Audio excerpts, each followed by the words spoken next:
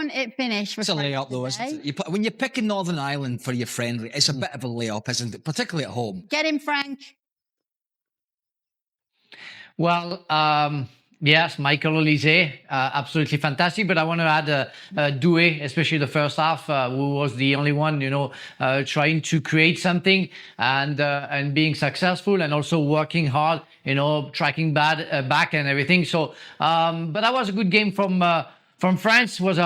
It was difficult because Northern Ireland played 5 at the back. They were quite defensive, so to find any spaces it was tricky. But France managed to win that game. We saw, I think, in the first half, the team was going to start against Senegal. I don't see anybody else, being substituted. I think it's going to be the first 11 that we should see against Senegal, as I said before. And yes, everything was good, except that for the last 5 games, France conceded 1 goal, and they tried to keep the clean sheet for that game, but they couldn't do it. There was unfortunate that Upamecano didn't get the ball because he made a great tackle, but he put the ball back to the winger. But otherwise, nothing much to say. Nobody was injured. They're going to go to America within 2 days, and they're going to be prepared with, I guess, full of confidence. But I'm questioning Kylian Mbappé. Very clumsy today. Of course, never track back.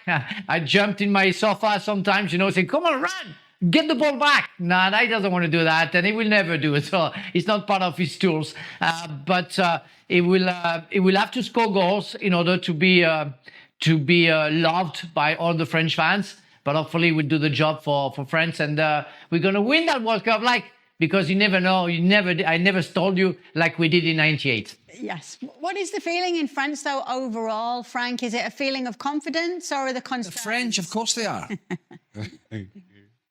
Yes, we are. We are French. We love to be very confident about ourselves. But now, because of the forward line, we are very confident. But remember in 2002, where we had Trezeguet, Thierry Henry, Nicolas Anelka, all top scorer in their own league, Italy, France, and England. They didn't score a goal in the 3 games that we had in the group stages, and we'd been kicked out. And the first game was against Senegal. So we want to believe that what something happened once cannot happen twice. But signs are not very good. We lost 2-1 the last game against Ivory Coast. And it was the same thing in 2002 when we lost 2-1 against Belgium. So there are signs where.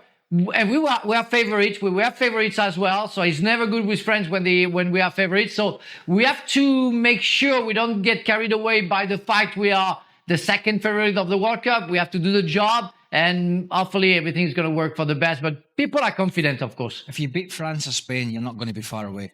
No. As simple as that. And, Senegal to start isn't easy, and certainly Norway are going to be a very interesting team, I think, at this World Cup. Got a lot of power, a lot of goals. Some really solid players. But these games are really difficult.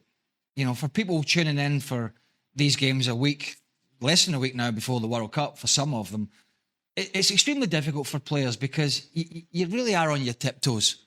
You're wrapping yourself in cotton wool because the World Cup's just a couple of days away, and your game might be whatever, 4 or 5 days a week maybe.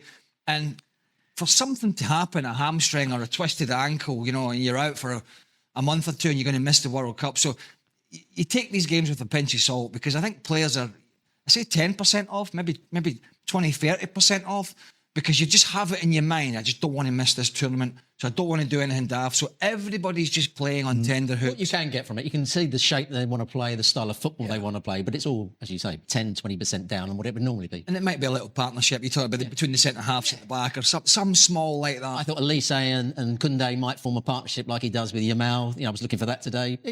But he just doesn't have the juice of walking out, and for that World Cup in France, I was there.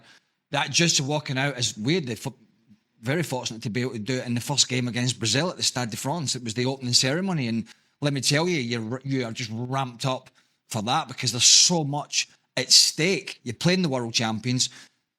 I don't know how many are watching around the world. The whole of Scotland is shut down for the day, as I hope most countries will do. Did you put your teeth in for that one? Oh, no. I put my teeth in for that. You know what, Kate? Sorry. So sorry if I can add something about France last game and what Craig said. You normally don't learn anything from those games. You just try to prevent any injury. But what we know, according to what Olise showed today, because everybody thought Olise will play as a number 10 and Dembélé will play on the right side. I think if Deschamps had any idea of doing that, he's going to change his mind.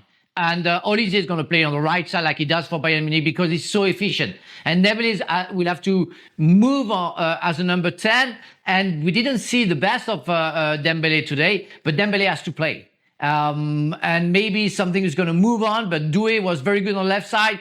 And Dembélé is at risk in any positioning because the others, they already settled down in their position. That's crazy, but the Ballon d'Or doesn't have a real spot for himself. That's crazy. Is there any scenario, Frank, during this World Cup, if it isn't, and I don't expect this to happen, but if it isn't going well for France, particularly in the knockout stages and the game's going against them, and the aforementioned Kylian Mbappé is not performing, is there a scenario where Didier Deschamps will just take him out of the equation?